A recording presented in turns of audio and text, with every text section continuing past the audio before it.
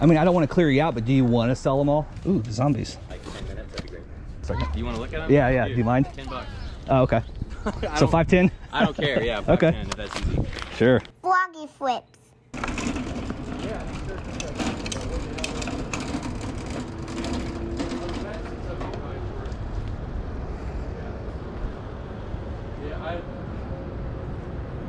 I did it.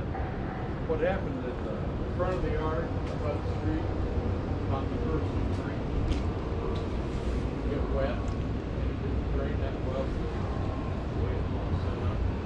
So I got that. That's why I got the front one. When it's wet, anyway, we can run some. Okay, sure, that's fine. Thank you. Thank you. Good morning. Hi, good morning. How are you? Good, how are you? Pretty good.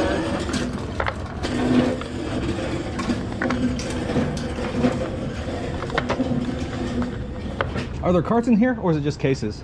I'm sorry? Are there carts in here, or is it just cases? I don't know if there's any cards in there Oh, okay. or not, to be honest with Okay. you. I didn't see any. I was making sure. Yeah.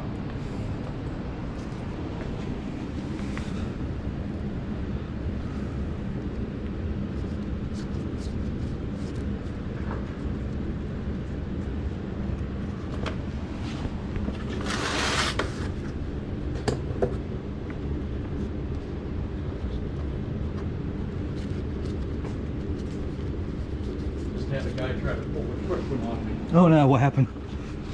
Oh, he's trying to say he bought other stuff with his $50.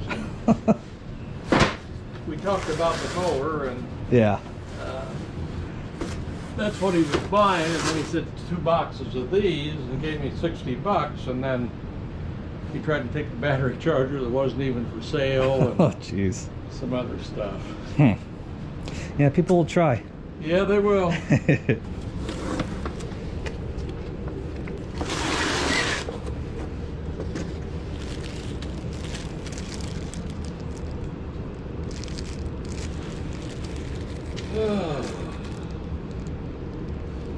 Anything in particular you're looking for? I just look for what catches my eye. This box looks pretty cool right here, actually. Is that 10 for the box? Yeah. Okay. I'll definitely take that one. Okay, I'm gonna grab that box from you. Oh, okay. There you go. All right. Thank you, sir. All right, well, you have a good day, sir. Good luck to you. Thank you. You too. How's it going, man? Hey, what's up, Anthony? Are you open yet? Yeah, we're setting stuff out. You can come and take Okay, stuff. cool. Yeah. I was up in Castleton, saw your ad pop up, so I thought I better rush down. I'm Sam. We met before. Yeah, yeah, yeah. It's been a minute. Yeah, but I know. Yeah, that's why I rushed down to see you. Yeah, appreciate it. No, the hot chocolate's not ready. Kids are selling hot chocolate, but you gotta come back to that.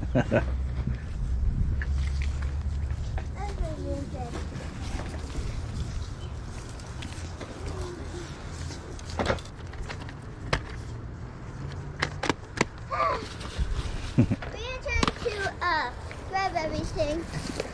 That's awesome. We're trying to do a garage sale today. You got a lot of stuff? Yep. We're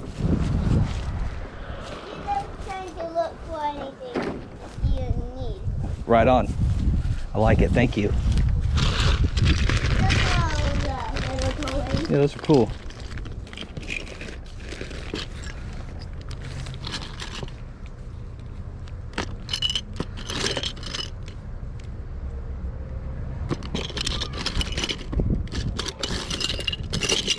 Do you know offhand what you're asking for pops?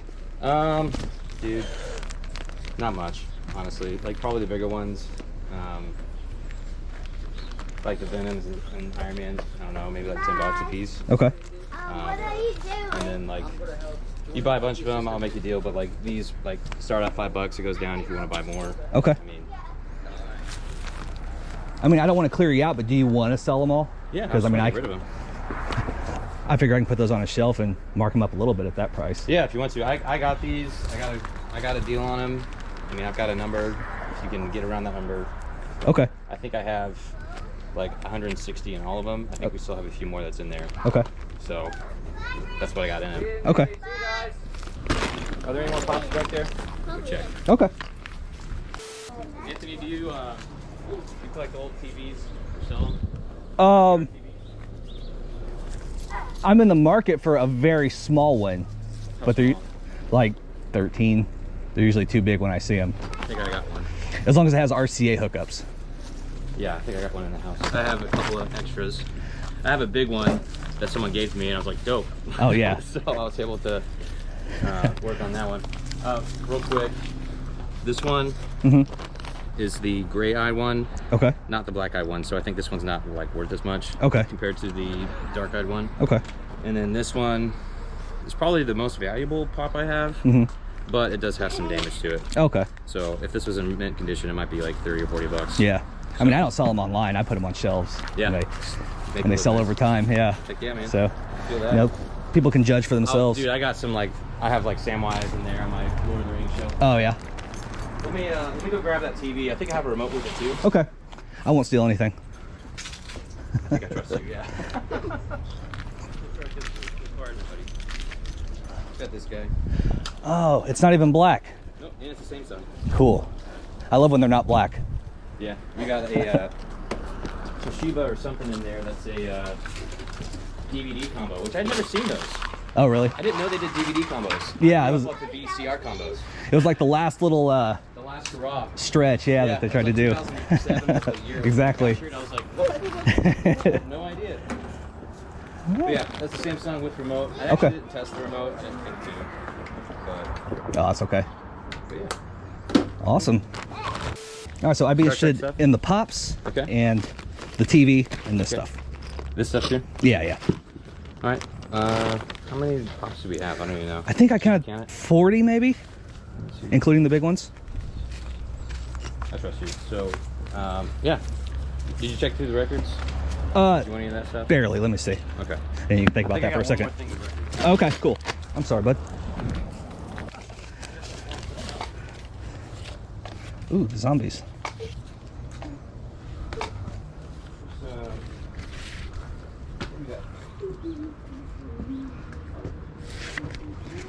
Van Halen. Oh, nice. Yeah. These were gifted me. I haven't even looked at them. Okay. So you might find something cool in there. I'm not sure. Unpicked. Unpicked.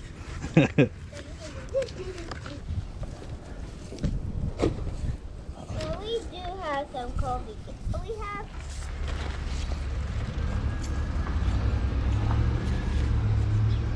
Alright, I want to finish my coffee, son. Yeah, and it plays dollars.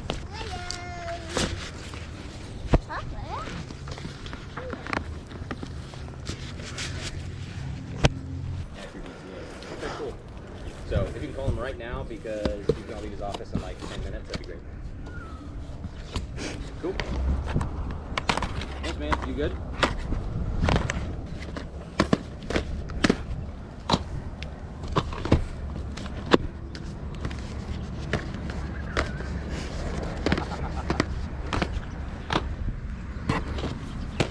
All right. So this, all of the pops. Yep. What's up, buddy? That small little stack I handed you. Yes, the toys. Mhm. And The did you watch DVDs? wrestling DVDs? Yeah, those right there. All those wrestling DVDs? And then the TV. The TV. Yeah. Okay. Give me a number. Okay. You said you got 160 in those, so we got to be over that. That would be ideal. Yeah. Where's my son making fun? About 500. Let's do it. Yeah. Yeah. I literally just do video games on pretty much. Yeah. I've done a few things here and there, like some Pokemon cards or like there's some Yu-Gi-Oh cards that I got that I picked through some of it and sold. Like I found a few that were like 50 bucks. So like I'm Yeah. just gonna sell those and get rid of the other ones. Oh, shoot, I didn't see those up there. Hold on a second. Do you want to look at them? Yeah, yeah. Do you mind? 10 bucks. Oh, okay. I So don't- 510? I don't care. Yeah. Okay. 510, if that's easy. Sure. Can you double count that? I was kind of shoot. blowing around. No, okay. I think there's two Dragon Ball. Yeah. Oh, okay. But yeah, I have no idea. Like these look bad, but I don't know if they're like worth anything. Problem with Yu-Gi-Oh is they reprint so much. Exactly. You And have to everything look looks at exactly the these- same, so. In Pokemon, it's like a symbol. Whereas Right. in Yu-Gi-Oh, it's like YMP1-EN002 limited edition, and you're like, wow, it's worth something. And Yeah. you look it up, and it's like It could be. Right. It could be $500. Right, exactly. Or it could be 50 cents. Yeah. It's the same exact card. It's so irritating. Well, man, it was nice to actually talk to you for a little bit. For sure. Thanks for the deal. Yeah. And I'll talk soon. Yeah. All right. We'll be in touch. Thank you, kids. All right, we are back in the garage. Obviously, as the mornings continue to get cooler and cooler, the sheer number of yard sales is bound to slow down. But one of the good things about Indiana is, as long as there's not a foot of snow on the ground, someone somewhere is going to be dragging their stuff out to the curb, hoping someone drives by and wants to buy it. As for what I'm looking for, I will definitely take quality over quantity any day. And with these two sales, quality is what we had. It was the only 2 yard sales I went to, and they were full of surprises, which I will show you right now. So at that first sale, I grabbed this giant box of sports cards. It says bulk baseball cards, $10. Bulk baseball cards is a description that does not generally appeal to me. Normally when I find something like this, it is worst case scenario, just all the 80s junk wax, not even worth the time to go through. But when I opened up the box, there were a couple things that jumped out at me that I thought, well, maybe it's worth the time to look through, and it's only $10, so why not? I've actually already been through the box a couple times. This is all the stuff that's left over that is still gonna go to the donate pile. A couple of the things that jumped out at me just on quick glance at the sale. I noticed a couple auto cards. I noticed this Barry Bonds rookie. Both of those not worth very much, obviously. I noticed all these numbered inserts. Most of them are numbered out of 2000. Again, I'll definitely double check, but I don't think there's anything too significant in this pile even. But just the fact that these were in there made me want to look twice at the box. Bo Jackson, he was just one of my favorite players, not worth a lot on that card. But there were a couple 1956 Topps cards. Those price tags, I'm sure, are meaningless. But these very old cards are a lot of fun to find. This one is definitely pretty decent. It's like a red foil, numbered out of 350 Ultimate Victory Kobe Bryant card. Looks to be in very good shape. Not really sure what the value on something like that would be, but I did not expect to pull out a Kobe, so that was cool. This is what I'm guessing is probably the best pull out of the whole box. It's a Rickey Henderson rookie card, 1980 Topps. Looks like it was sleeved probably right out of the pack, which is very good news. Those corners are super sharp. I don't see any scratching or scuffing or anything on it. Centering is definitely not perfect. You can probably tell a little bit better on the back, so I'm not sure if it's worth it to get graded or not. If that centering was better, I think this thing would grade very highly. Regardless, $10 for the entire box, and to find this card, pretty outstanding. But the last thing that I thought was really neat is this big stack of 1966 Topps. A big stack of older cards is something that I think is fun to find. I looked through most of them. I think the only Hall of Famer is this fella right here, Orlando Cepeda. But I just think these are a lot of fun to look through. People are always trying to complete sets. I never seem to have many problems with anything pre-1980s, and definitely pre-1970s are usually a win. Maybe I should have picked up the rest of the boxes that were sitting there for $10 a piece. I didn't notice anything else in those boxes, but maybe someone else got a great deal, which is cool in my book. So after that first sale, I didn't have any other leads whatsoever. I was about 20 miles from home. My plan was to just chase yard sale signs the rest of the way back and try to make something happen. But when I got back to the car, I checked Marketplace one more time, and this local guy named Sam had just posted an ad for a sale that was starting in about 45 minutes. I actually met Sam initially just through comments on videos, met him one time in person because we live in the same town. So from that, I knew that Sam is a video game guy, but anyone that buys to sell or buys to collect knows that even if you have a niche, it's inevitable that you're going to pick up other stuff along the way that just kind of falls outside of your preference zone. So rather than chasing signs, I decided to hightail it back to the side of town and play the odds that Sam might have something that I was interested in. And that train of thought definitely paid off. So out of everything I bought, the only part that I did not make an offer on were all these Yu-Gi-Oh cards. He just gave everything to me for like 10 or 15 bucks there right at the end. I wish I could say that I've been through all these and I pulled out some gold. Honestly, I've not had time. I'm just kind of treating them like bulk at this point. Even at that price, if these are all bulk, it's still a good deal. Otherwise, everything else was bought with a $500 offer, and I will tell you, I was super proud of that offer because the math is solid. Real quick, I'll break it down how I came up with that price. First of all, we have all these Funko Pops. I think there's right around 40 boxes. He said he paid $160 for all of them. Didn't want to lose money, but wanted them all gone. To me, I spent $250 on all these Pops. A stack like this will definitely take me a little bit of time to work through. I put them all in pop protectors, kind of look up the market value, price them pretty close to that, and then I throw them on a shelf for 20% off. They don't fly off the shelf, but they do move steadily, and they're definitely eye-catching for someone walking around the corner. The quick math in my head, I was hoping for about a $10 average selling price for the smaller ones, closer to $20 for the bigger ones, and then over like the next 3 months or so, they would just generate a little revenue weekly. I've not scanned everything yet, but I do think he was right about this one probably being the most valuable. Otherwise, I'm still feeling pretty good about my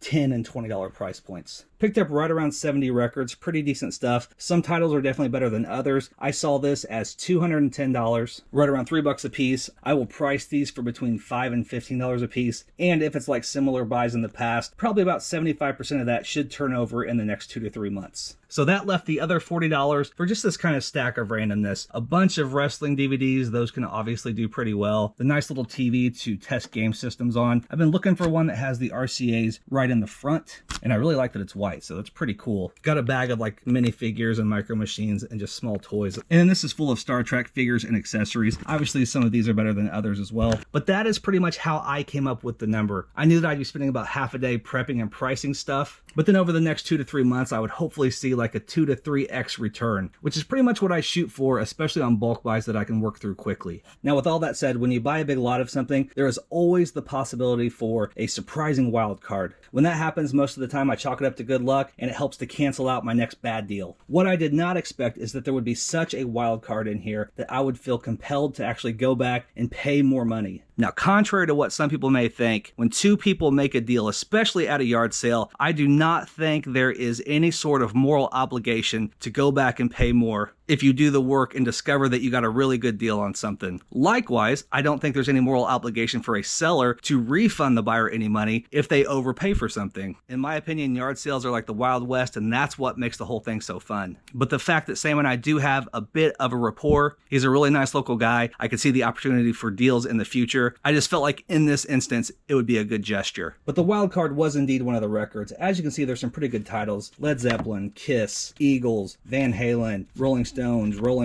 Emmylou Harris, Willie Nelson, John Lee Hooker, Styx, Heart, Billy Joel, Elton John, Cheap Trick, B.B. King, Moody Blues, Humble Pie, more Emmylou Harris, and so on and so on. Even this really beautiful box set, Robert Johnson, The Complete Recordings. It's a 3-record set complete in box with paperwork. This is probably a $40 or $50 piece on its own. But what really blew my mind was this beauty right here, The Zombies, Odyssey, and Oracle. Now, this is about the only record that I picked up for my personal collection, and not because I thought it had any value. I had no idea what pressing it was or anything. As you can see, I do have a modern repress right there. It's just a great album. If you've heard this album, then you know that. If you don't know who the Zombies are, you probably do and just don't realize it. But this thing is just a complete masterpiece. So when I saw it, I figured it was an older copy and I wanted to add it to the collection. But that's when the old research bug started kicking in, and I wanted to know exactly what pressing this was. I get asked a lot, like how you know if something is a first pressing or whatever. Discogs. Search for the album. It pretty much has every different version and how to identify what's what for pretty much every album ever released. Pretty much any format. It tells you what to look for in the dead wax. It tells you what may be different about the cover, what may be different about the record label, what may be different about the artwork.